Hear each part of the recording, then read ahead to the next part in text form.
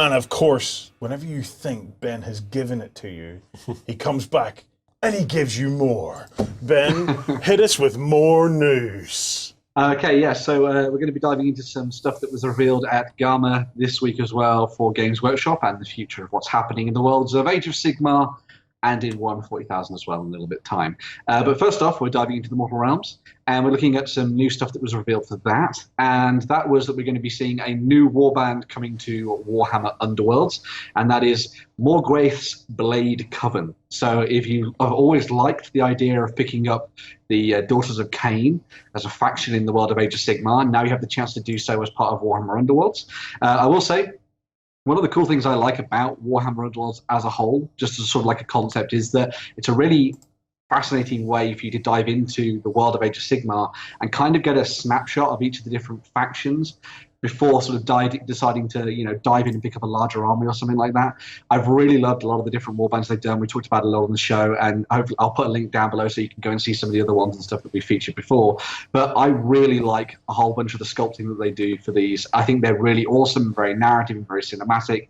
They add loads of different character into the mix, and they really give you a taste of what you're getting coming forward. And I think Morgwaith's Blade Coven is particularly awesome. I even liked, and I'm sure some people will be, marmited by this, but the character in the bottom right-hand corner just reminds me of those characters you've got in the old sort of Hero Quest, Warhammer Quest boxes. The ones are in that, that's I not have the my swords one, and I'm ready to fight. That's not the one sporting the red bra, then, no? Bottom right. Your other Bottom right. The Bottom double, right, yeah, come and have a go if you think you're hard enough. I like Exactly, that character, but I'm looking at the red bra character, and I'm like, I don't get it. It's like Workshop are doing this a lot more, trying to put in like ridiculously dynamic poses. I mean, like I had a look at Jan Zar for 40k. it's nothing to do with the pose. Embiggen It's it. the bra. Make it bigger. Alan Biggin. It's the bra's. It's ridiculous. I'm looking at it. Look, I have no issue with sculptors hitting the female form and doing all sorts of things, but I'm looking at it and I don't get it. I just don't get it. It's just weird.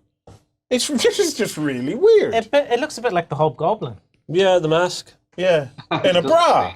Yeah. But it's like, it's I wonder, is it one of them bras with the chicken fillet things in it? It's like,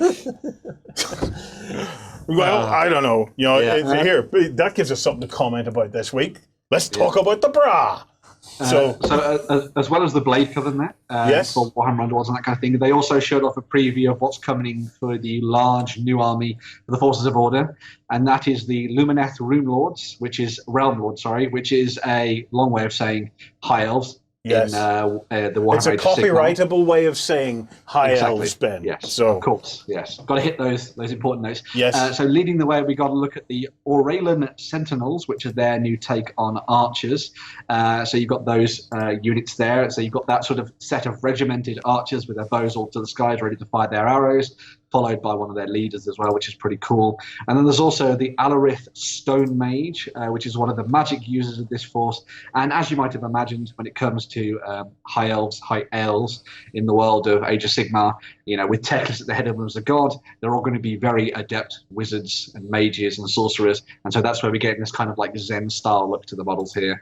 I know a lot of people are sort of like in two minds as to the kind of aesthetic of the Lumineth Realm Lords at the moment. I kind of quite like it. I think it looks kind of cool. I like the sort of mix between the different aesthetics of sort of like China and the Far East, Mongolia, a little bit of the Middle Eastern in there as well. You've got kind of like Persian influences and that kind of thing.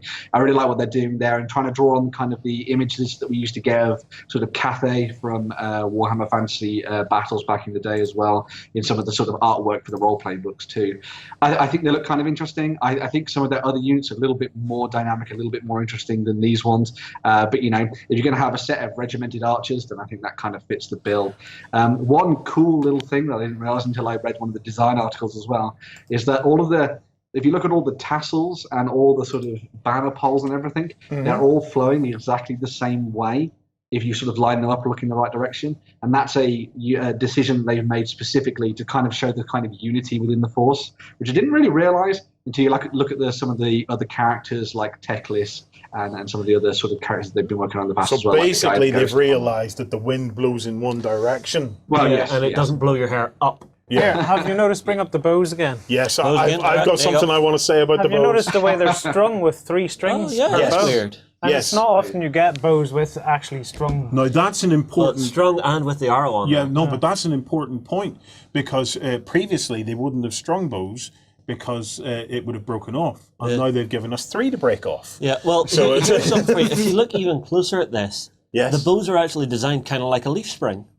Like a what spring? A leaf spring off a car. Explain to It me, means Justin. to look at the top part of the bowed bit. Yeah. The layered aspect. It's like a to it. suspension of a car where they'd Yeah. put 2 or 3 springs together. So you. Oh, know you the- mean it's a composite bow then, is what you're saying? Yes, that's what Yes, he's saying. it's a composite bow. Okay. It's not a leaf spring. It looks like a leaf spring. I like them, but then I'm a big fan of the High Elves as the High Elves, I've got to say. I think it's this faction that had one of the most interesting reveals a while back on the Warhammer community page, which was Was it a good model? it was that a would be an model I liked. interesting It's a model that I personally liked. And So what keep was your tongue that? behind your teeth. Yes. Basically, Keep your what behind tongue your- behind your teeth. Keep your tongue behind your teeth. I Yeah. like that. Yeah, okay. Right, it was basically an armored warrior with no warrior inside, so it was empty armor All right. built in, It was, in position to fight. Did somebody buy a 2004 catalogue from Rackham then? I've not seen that miniature. Have you not? Look. Clearly somebody at Games Workshop has then and went, well, Welcome to Grognard Network. because they did that a very long time ago. Well, it was one I saw and I really liked.